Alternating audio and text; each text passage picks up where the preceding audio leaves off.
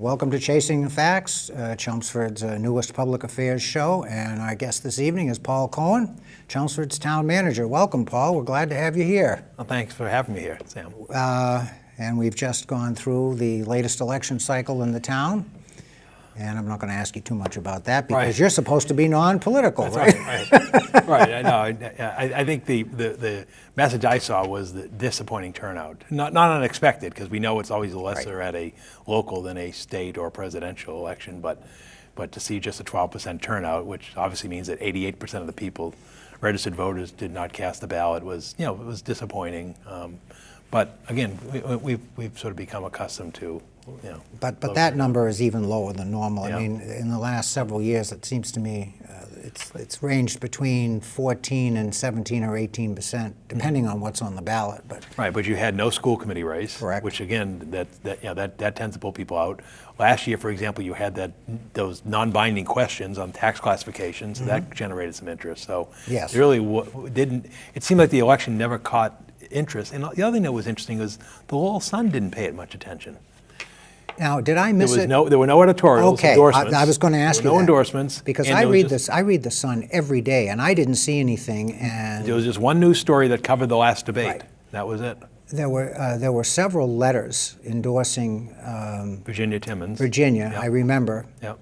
And I was talking to some folks the previous week, and they said they swore there was an editorial, and I think they probably were thinking of the letters that were written. Yeah, there were no endorsements. Okay, I'm glad you said that. And then, as you know, they shut it down a week or so before the election. Exactly. And then, but there was no response. Okay, I'm glad that I haven't lost my mind. I didn't think I'd seen an editorial. So, well, it's certainly an interesting time for the town of Chelmsford. We've just come through the election, and you've been with us now for 12 years? Yeah, over 12 years. I'm into my 13th year. 2006. I remember when we hired you. Thanksgiving 2006, yeah. So before you came to us, I know you were in Harvard. Could you give us just a little bit of your background? Sure. I bet this is my 30th year in municipal administration in Massachusetts, all of it being in Eastern Massachusetts. This is my longest stop and hopefully my final stop. As I said, I've been here over a dozen years, and I probably have about a decade or so until I would be at normal retirement age. But prior to that, I'd worked in Harvard, and then mostly before that, I was a deputy town administrator in Natick, which is very similar to Chelmsford in terms of the size of the community, the economic development challenges, the school district, and so forth. So those are probably the most significant ones in my prior experience coming here. And one thing I remember from the whole process when we hired you is that your experience in Natick, you actually functioned as the town manager for a year or so. Yeah, because that time the town administrator, Fred Conley, was out on a medical leave. And so I covered the job and without an assistant for a year, so I kind of knew what that was like as well. Well, you know what it's like to be without an assistant, right? Exactly. Because you did that for a number of years. For the first decade, or so. So that's certainly you come to us with a lot of experience, and I very well remember the whole process. We had in 2006, we had I think it was 60 applicants, if I remember correctly, and we whittled it down to 30 resumes, and then we whittled that down to about 10 people. So there were quite a few that had applied, and it was a tremendous learning experience for me because I'd never hired a town manager before. And the one thing that struck me throughout that whole process was the number of people who applied for the job that were not from Massachusetts. We had quite a few. Yeah. And I guess I'd like to have your take, and I think I know what your answer is going to be, but maybe you'll surprise me about the Massachusetts system of municipalities versus what you find typically in other states. Well, other states generally have county form of government. Right. And it tends to be rather similar across a state. So if you're in Maryland, you'd have Prince George's County and Montgomery, and you'd have county form of government. It's much larger geographic areas, county administrators and so forth. Massachusetts, 351 cities and towns. But even within Massachusetts, there's a diversity of town meeting and council form of governments. You've got open town meeting, you've got representative town meeting, you have town council, you have city city council, a manager, city council mayor. So the diversity, strong town managers, weak town managers, administrators, and so forth. So across Massachusetts is a diversity. So, one could be a manager in, a town of 10,000 people, with no town charter, traditional elected officials from assessors to collector, and board of selectmen, and so forth, to a strong town manager, such we have in Chelmsford, with appointing authority and budgetary responsibility, to a mayor, of Lowell, which is a symbolic one, where you have a city manager, as opposed to the mayor of Boston, which is a real management role, and obviously has a chief administrative officer performing the role. So you can see the diversity, and oftentimes when you cross that, go from one to the other, it is a very different environment. So you could have somebody who may have worked in Cambridge as the assistant town manager. They're used to a city council form of government, strong town manager. They go to a community, such as Burlington. It's totally different. Board of Selectmen, open town meeting.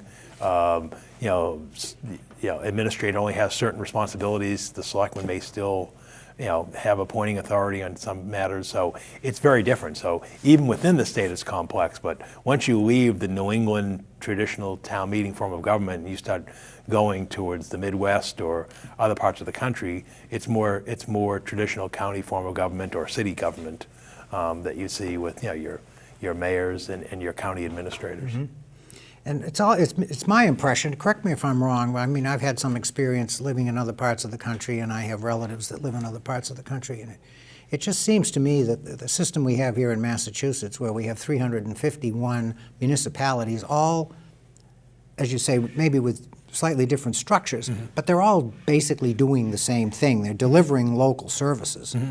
And it just seems to me that in other parts of the country where you have the more regional aspect of it through the county. Yeah.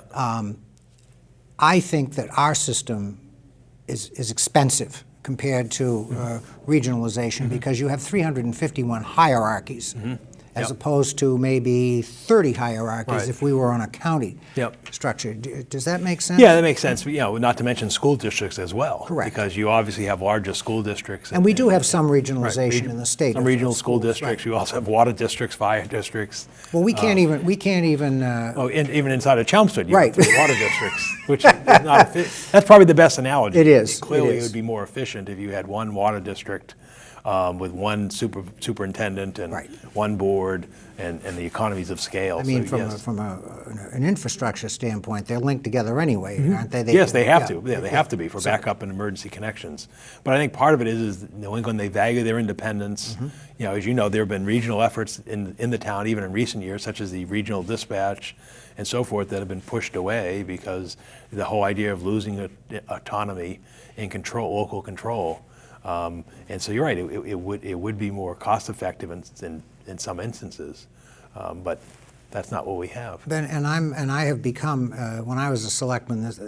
And you probably remember I used to talk about the regionalization all the time, and it frustrated me.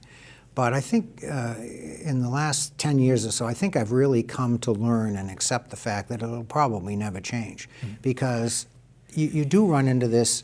We don't want to give up the control. Right. Okay, and I think, well, that's fine, but please don't complain about how much it costs to keep that control, because that's the trade-off. Yeah, I mean, a town such as Chelmsford of 35,000 people, it's pretty substantial entity. But in Massachusetts, more than half the 351 cities and towns are 12,000 or less. Right. So you can imagine the inefficiencies out in the smaller towns. Once you sort of go west of Worcester, and there does tend to be a little more of a regional or county level type of cooperation, but it's a real challenge. Yeah, right. That exactly. But we are Massachusetts is unique, I think, mm-hmm. in that regard, right. And it's interesting. Right. As you said, if you were to do it today, that's not how you would compose it. No, absolutely not. Absolutely not. So. Your experience in Chelmsford, and again, you've been with us for about 12 years now, and of course I've followed your progress during that time. And you're here for 12 years, and you have undergone some very, very trying times. We had a period in the town's history for about 7 years where you actually were under direct attack and assault, along with about 50 or 60 other town board members and employees and so forth. And yet, I've often looked at that whole situation, that whole saga, and I thought, you know, it's amazing that you were able to withstand that. And you were. And without, you know, really getting into the nitty-gritty of what that was all about, I think most people who are watching the show probably know what I'm talking about. But I guess I'd like to understand a little bit about what kept you going during that whole time. I mean, it must have been very trying for you to have to go through all that. Yeah, I mean, it is, and you know, there have been trying times since then, even up to the present. I think what it is you know, you're there to serve the people, but the other thing that Chelmsford has, and it doesn't get enough credit, is we have great people who work for the town, and who I get the pleasure of working with on a daily basis, from, you know, throughout the town hall, from the clerk's office to the treasurers. I mean, you get people, John Souza, Tricia Duras, Darlene Lucy. I mean, I know you start naming people, you leave them out. Frank Green. I mean, just go through the building. Sue Rosa. I mean, we've got Gary Ryan, Jim Spinney as police chief. You know, Gary Persichetti. I mean, just go on and on. Yeah, you're going to forget somebody, and I hate to list names. Exactly. But we have a fabulous core of people that we work with, and that's, I think, sustains us on a daily basis. Plus, also, you hate to sort of give in to the rascals who are coming on the other side, because, you know, you don't want them to, you know, to prevail with unfounded allegations and so forth. And then the other part, you know, is you know, you, like I said, you have this commitment, you know, and that's sort of what drives you to do public service, to serve the community. And part of what I've often thought of is, people are critical of me. It comes with the position, right. But then you think, well, it could be a lot worse, you know, because I'm confident in my abilities, I'm confident in the job that I've done, and I say, geez, you know, careful what you wish for, because, you know, if you think things, the problem is you think things are bad in a situation, the best thing you can do, and I tell this to my department, is go talk to your colleagues and peers in other communities, and they give you a great sense of perspective of, you know, I mean, right now, I mean, people tend to focus on the problems or issues of the day, but they don't focus on the things that aren't wrong or the things that don't happen. And we've been quite fortunate. No, because that's the way it's supposed to be. That's the way it's supposed to be. All right, so you don't hear about it. But when you right. talk to your colleagues in other communities and you hear or read about what's going on, you realize how fortunate we've been as a community. And I think Chelmsford's been well served. I mean, you have had two town managers over a 30 plus year period, and hopefully that'll go to a 40-year period, and that tends to, you know, fulfill itself because it becomes a desirable community. You've had communities who are changing administrators, 3 years, 2 years, 5 years, and it then creates that instability in terms of not having the institutional knowledge or the ability as a community to function. And I think that's what we've been blessed by. And if you look, we don't have an attrition problem. I mean, you look at it, we have long-standing department heads, many of whom were brought on by my predecessor. You know, people like Gary Persichetti.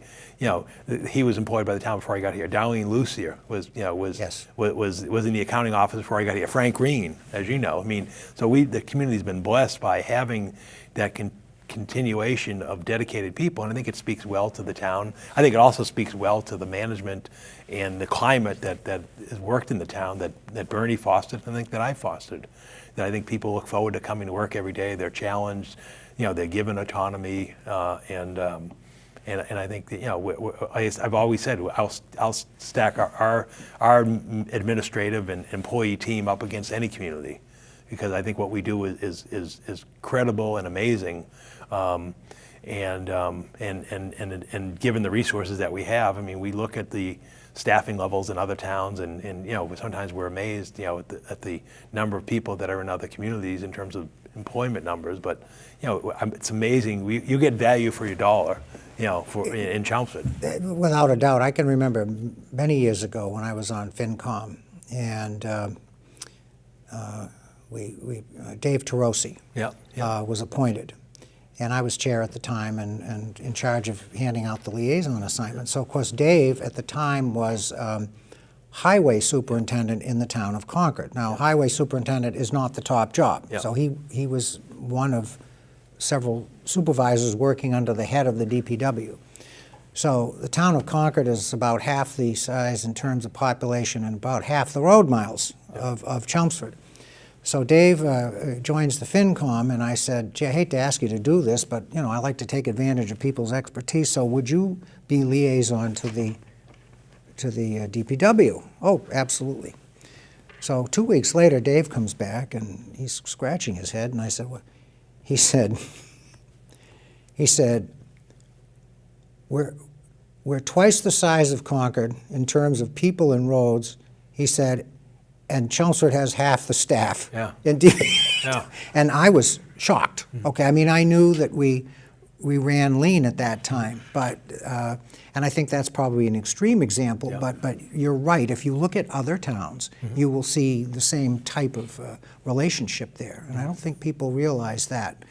People live in town and they tend to think, well, there's a lot of fat, and we could cut here and we could cut there, and I don't fault people for having those thoughts, but it would be good if there were a little bit more, if somehow we could get the perspective out there so that people would understand the relative relationship would be nice. So I think you're right.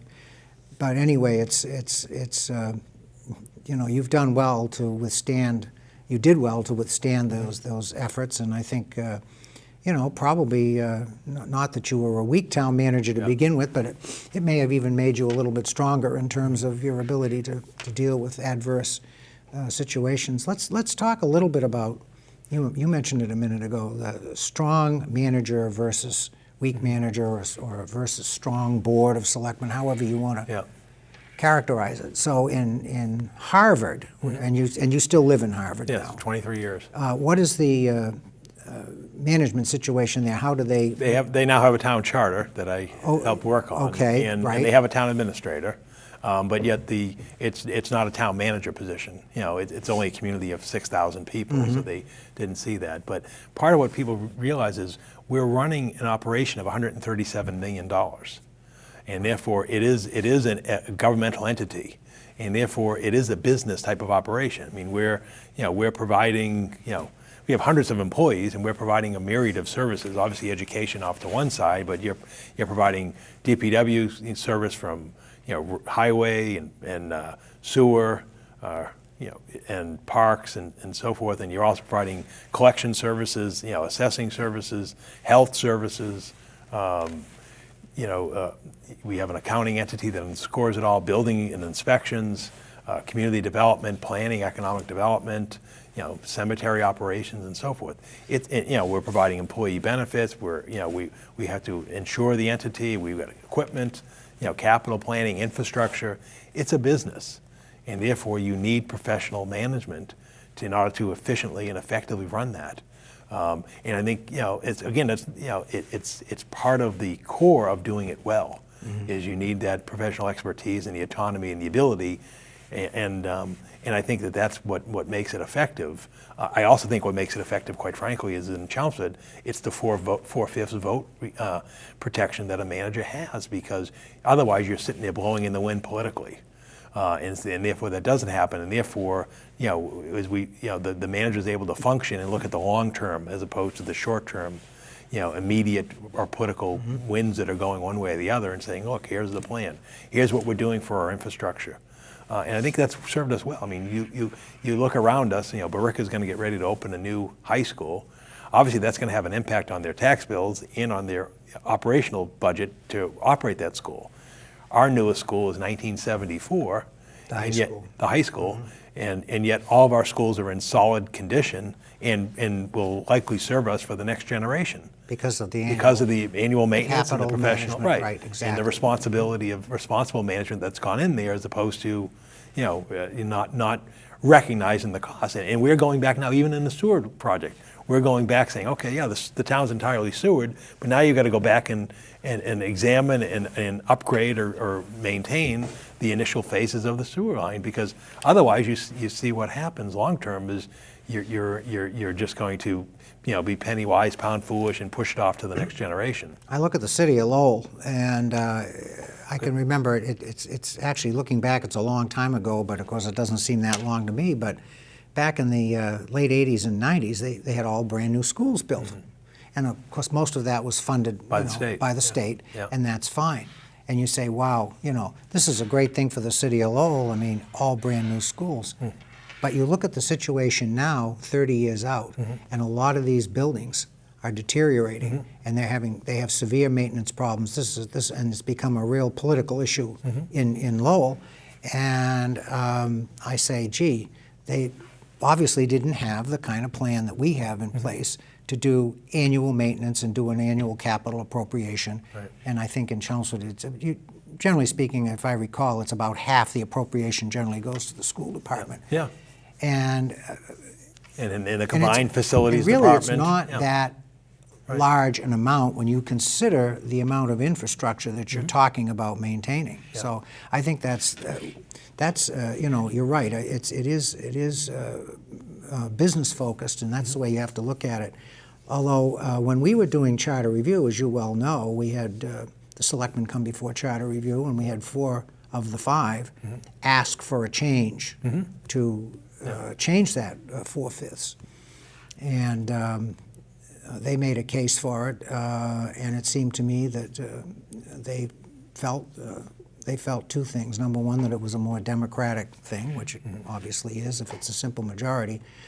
But I think they felt the need to exercise some more control over the manager.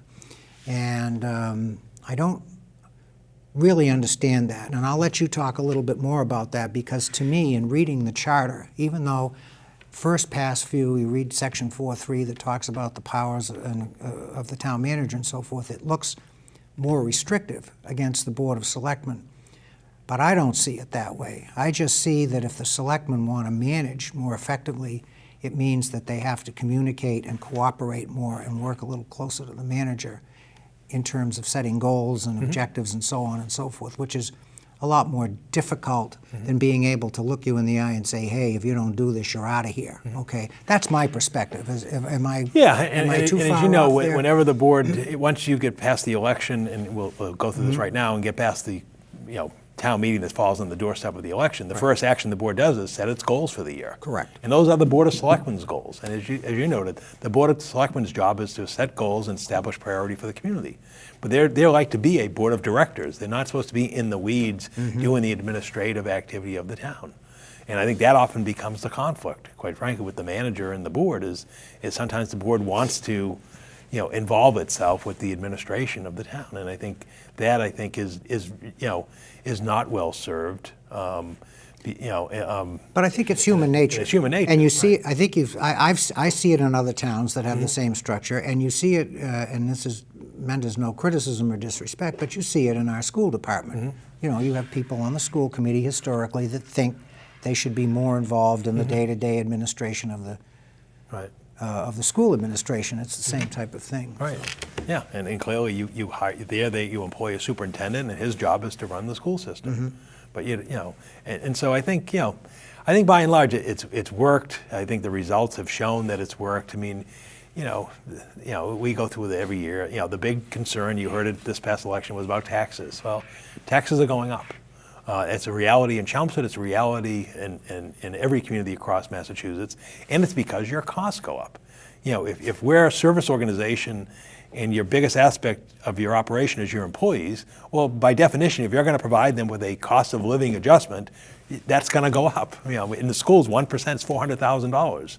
So if you're going to maintain a competitive labor force in terms of compensation, your taxes have to go up to pay them. Not to mention the rising costs of benefits. If you want to keep the same level of service. That's any budget can be cut.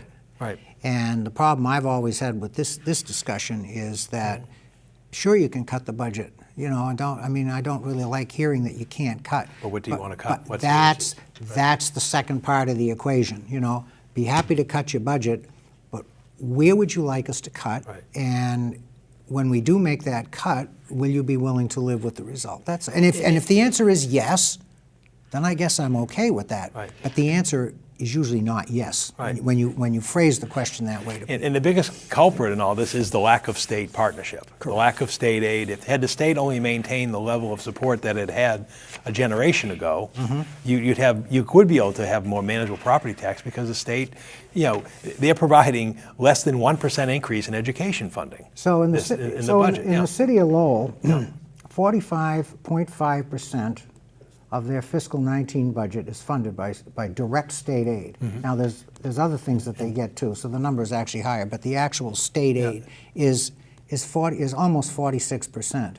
The property tax in Lowell only accounts for 33% of funding the budget. Quite different in Chelmsford. And in Chelmsford, it's like 77% of the property tax budget is on the property tax. And about 14% or so is state aid. So we talk about state aid. We talk about the fact that we think we're being shortchanged in Chelmsford, and I certainly think we are. When you compare us, Lowell is not the right comparator because that's a different demographic situation, but when you compare us to wealthier communities like Westford, it doesn't seem right that they get more state aid. And that was because the education formula from 1993 that's being looked at today was predicated on growth communities. And Westford grew their student enrollment during that period. But if you look, and I looked at the data, if you look at Chelmsford compared to similar towns such as North Andover and a few others, we're not the only town that's getting low state aid. And in fact, and I think that's the problem, because often I've heard the thing is, well, the reason we don't get our appropriate share of state aid is because we have 4 reps. No, it's not that. We could have 1 rep. And under the state formula, as you know, they don't portion the state aid by who your rep is. It's a statewide formula. So whether we had 4 reps or 1 rep, the bottom line is we are in that underserved portion of state aid by the formula of the state. And unfortunately, there's been no sentiment at the state level to raise that level up by state tax increases. And unfortunately, at the local level, the problem is going to be the state is gearing its money towards gateway cities and underperforming areas, which means it's not likely to change better for Chelmsford in the future. Well, that's exactly right. The conversations I've had over the last couple of weeks, and people get, they watch the news, they get their little snippets, and they get their hopes up, and they say, oh, well, the governor is talking about more money. And, well, you don't understand. It's a progressive redistribution. They want more money to go to the less advantaged districts. And to the city of Boston, which was ironic. Yes. Because Boston spends, there was a great... What is their per pupil expenditure on education? Much greater than Chelmsford. And it was an interesting editorial in the Globe last week about comparing Boston to Lawrence, and how Lawrence turned it around without getting the money that Boston gets. So the problem isn't necessarily throwing money at the equation. Right. So, as you know, because you have the half-hour show too, goes by time is quick. gone, so we've got 2 minutes, and I'm going to let you go with anything you would like to. Okay, well, think you can fit in the 2 minutes. Sure. It's coming up. Well, I want to thank you for giving me the opportunity to be with welcome. you on the program. Again, I consider it a privilege and an honor to have served and to continue to serve the town of Chelmsford. Obviously, I quite enjoy it here. As I said earlier, I'm blessed to serve with the people that I have as department heads. I think I'm now up to 21 selectmen as of the new election in 13 years. So I've served with a variety of board members and certainly many members of finance committee and so forth. So, it's a real pleasurable experience. It's a great town, and I think there are great things ahead of us. I think we're really going to see the redevelopment of 129 in the next couple of years really, fulfill the vision that is foreseen by the community. And again, we're continuing to do the fundamentals, and the big thing that we're focusing on is we're not kicking the can down the road to the next generation. We're funding our pension obligations, we're funding our unfunded OPEB obligations. We're meeting the infrastructure needs of the town. We're providing an adequate education, and we're meeting the new challenges of the day, such as worker safety by the new OSHA standards, and even this community services directive that I'm proposing, because there's a significant portion of the community that needs the assistance in terms of mental and emotional health services. So I think we're a great community, and we're continuing to make it a better community. That last thing that you just mentioned, the position, I get the sense that that's sort of a community outreach, social services. Exactly. In the old days, we would have called it a social worker position. Yeah. Right, exactly. So, well, that's good. Well, Paul, really pleased that you were able to make the show, and This might be considered retaliation for the last time I was on your show. But that's okay. So, and we'll just press forward. And tomorrow night you've got a reorg, and we'll see who the how the board decides to organize itself. And we look forward to town meeting. Yes, very good.